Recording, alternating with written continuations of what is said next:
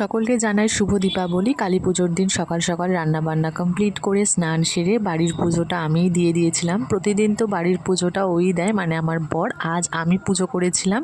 আজ না আমি উপোসও করেছি। আমাদের বাড়ির সামনেই যে কালী মন্দিরটা আছে ওখানে সন্ধ্যেবেলায় পুজো হবে, আমিও যাব পুজো দিতে। এখানে আমার বিয়ের শাখাটা আর আমার বর যে ধনতেরাস উপলক্ষে আমাকে যে পলা বাঁধানোটা কিনে দিয়েছিল সেটা বের করে আজকে শাখা পলাটা একটু চেঞ্জ করে নিলাম। তোমাদের বলেছিলাম না মা আমাকে পুজোতে একটা শাড়ি দিয়েছে, এই যে এই শাড়িটা দিয়েছে। দশমীর দিন তো পরবো ভেবেছিলাম কিন্তু পরতে পারিনি, তাই আজ পরেছি। আর সোনা মায়ের দেওয়া এই ঝুমকোটা আর মঙ্গলসূত্রটাও পরে নিয়েছি।